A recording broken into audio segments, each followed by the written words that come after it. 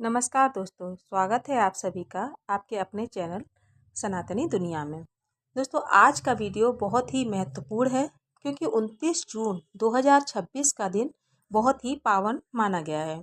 इस दिन ज्येष्ठ पूर्णिमा का शुभ पर्व बट पूर्णिमा व्रत और संत कबीर दास जी की जयंती का विशेष संयोग बन रहा है। सनातन परंपरा में पूर्णिमा का दिन भगवान विष्णु, माता लक्ष्मी और चंद्रदेव की उपासना के लिए विशेष माना गया है। ऐसी मान्यता है कि इस दिन श्रद्धा, संयम और सदाचार का पालन करने से आध्यात्मिक पुण्य की प्राप्ति होती है। वहीं कुछ ऐसे कार्य भी बताए गए हैं जिन्हें इस दिन करने से बचना शुभ माना जाता है। आज मैं इन्हीं बातों को विस्तार से समझाऊंगी, इसीलिए इस वीडियो को अंत तक अवश्य देखें क्योंकि अंत में आपको एक बहुत ही सरल और शुभ उपाय भी बताऊंगी जिससे आपके ऊपर माँ लक्ष्मी जी की कृपा बनी रहेगी। सबसे पहले दोस्तों ये समझना आवश्यक है कि पूर्णिमा केवल एक तिथि नहीं है बल्कि मन, वाणी और कर्म को शुद्ध करने का एक अवसर भी मानी जाती है। हमारे ऋषि मुनियों ने बताया है कि इस दिन व्यक्ति जितना शांत, दयालु और सात्विक रहता है उतना ही अधिक आध्यात्मिक लाभ प्राप्त कर सकता है। इसीलिए इस दिन केवल पूजा करना ही पर्याप्त नहीं माना गया है बल्कि अपने व्यवहार को भी पवित्र रखना महत्वपूर्ण माना गया है।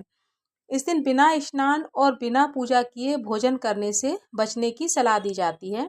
परंपरा के अनुसार प्रातःकाल स्नान करके भगवान विष्णु, माता लक्ष्मी और अपने आराध्य देव का स्मरण करना बहुत ही शुभ होता है।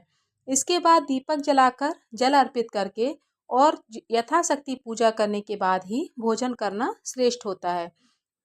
यदि किसी कारण से विस्तृत पूजा अगर संभव न हो तो भी श्रद्धा पूर्वक भगवान का स्मरण अवश्य करें। दूसरी बात दोस्तों, इस दिन क्रोध, झगड़ा और कड़वे वचन से बचना चाहिए। कई बार छोटी छोटी बातों पर मन हमारा बहुत ही अशांत हो जाता है और हम कठोर शब्द बोल देते हैं।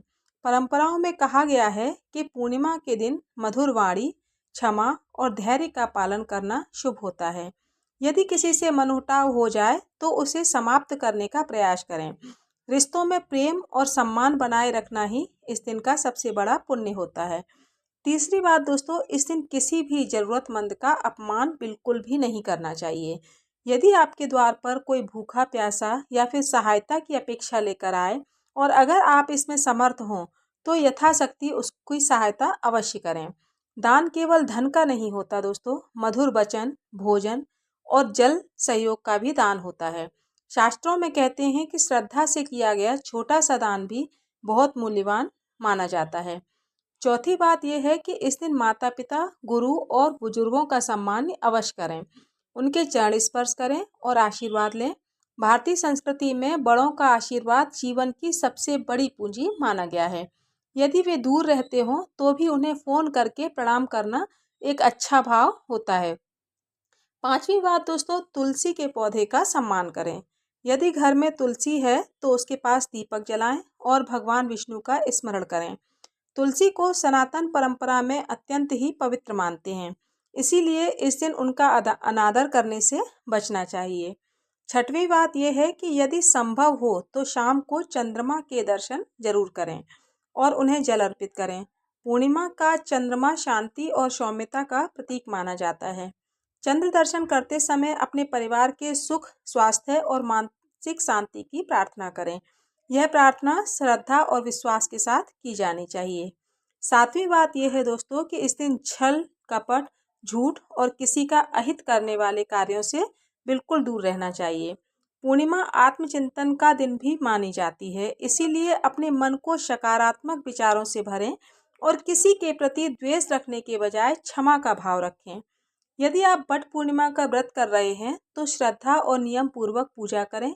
यदि व्रत रखना संभव न हो सके तो चिंता की कोई बात नहीं है। सच्ची श्रद्धा से भगवान का स्मरण करना भी बहुत ही महत्वपूर्ण होता है। धर्म में भावना का स्थान सबसे ऊंचा बताया गया है।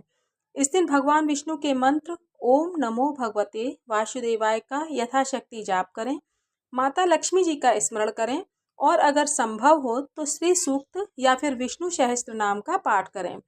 जिन लोगों के पास समय कम हो वे केवल भगवान का नाम लेकर भी प्रार्थना कर सकते हैं।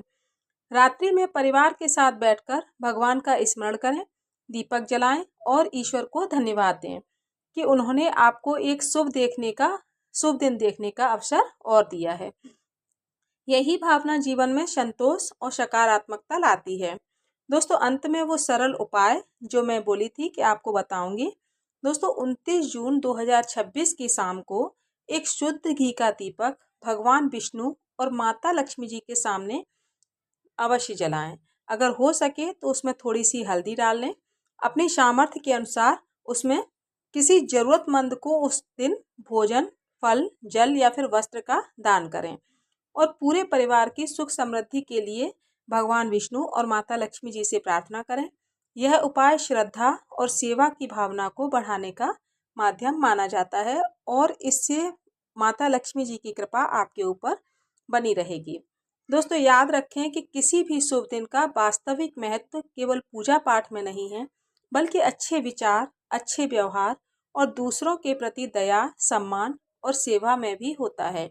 यदि हम इन गुणों को अपने जीवन में उतार लें तो हर दिन शुभ बन जाता है।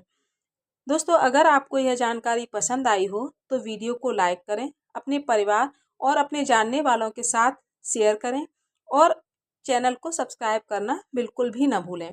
कमेंट में ओम नमो भगवते वासुदेवाय अवश्य लिखें। भगवान विष्णु और माता लक्ष्मी जी की कृपा आप और आपके परिवार पर सदैव बनी रहे। जय श्री हरि, जय माता लक्ष्मी।